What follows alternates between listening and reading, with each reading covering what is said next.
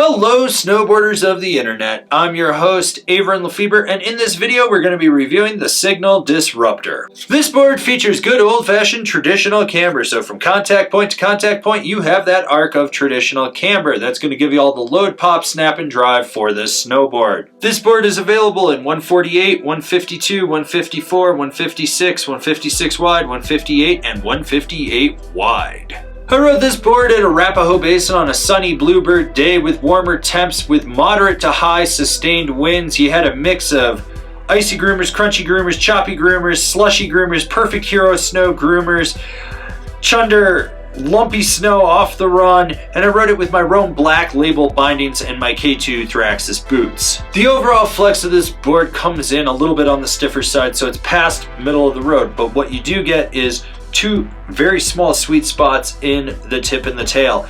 Right after that, about midway back towards the inserts, it just stiffens up through the middle, and the torsional flex is there. It's got a lot of rebound, but it's not overly abundant. Now, this board does a great job of being a damp, lively ride, so any chatter that you get in the nose when you're on a groomer charging at speeds is almost completely dissipated under the front foot. You don't really feel it. When you get into really rutted out terrain, this board just plows right through everything or skips across the top. Sure, you could get bucked around, and that is something to be aware of, but overall this board is a very stable ride. Having traditional camber in this board is great. You have to load it up, and the more you put in, the more you get out. This is a board you want to stay on top of when you load up, because if you do, you're gonna pop higher and go a little bit further. If you don't, well, it's gonna be a little soggy, but you're still gonna boost. This board has solid snap. When it comes to jumps, just forget it. Charge right in and don't worry about it, because you're gonna pop off that lip and take everything a little bit deeper than you thought. This board just slays jumps from small, medium, large, and beyond.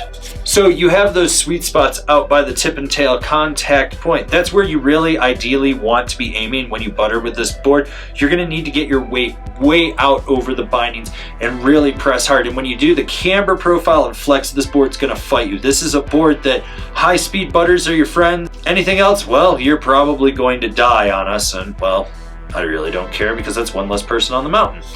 Now, when it comes to jibbing, it'll lock into a press and you do an okay press. It never looks super deep. You never really look like you're over flexing this board. Speed will be your friend. And when you go sideways, there's just enough give right in the center of this board that you go from a balanced board act to slightly locking onto the feature. You will feel this wrap around and you will know that you are engaged.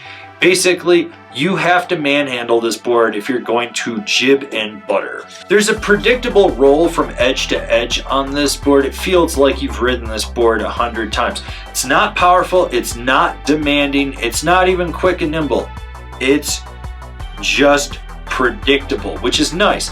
And with the torsional flex of this board, there's just enough that it allows you to ankle steer when you're in a carve so that you can drive this board how you want. Now, when you want to be more aggressive, you can kick your knee into the center of the camber, push into the tail, and you'll be able to lay it over within reason. I'm not talking full Euro carve style carves every single time, but if you need to, you can do it. It's those medium to hard carves that this thing really stands out. Yes, it's good at short, tight, quick setup turns as well, but almost every board kind of can handle that. This really shines when you start to drive it just a little faster and a little bit harder.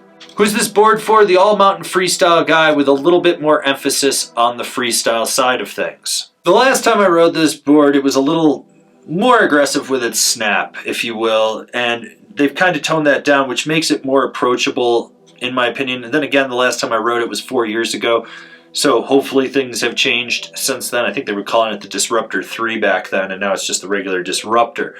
Overall, I've ridden a lot of boards in this category that just ride very similar to this. It doesn't stand out as being overly exceptional, and it doesn't suck. It's just a middle of the pack board.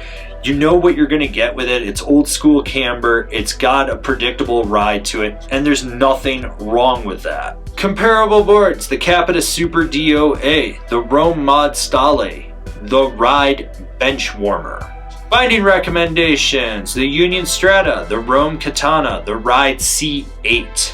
This has been my review of the Signal Disruptor. Do you agree? Do you disagree? Do you own one? Are you going to buy one? Leave me a comment down below. Let's have a conversation about this snowboard. If you're new here, remember to subscribe, click the bell, get those notifications. That way you're not missing any of the videos we got coming out for all you snowboarders of the internet.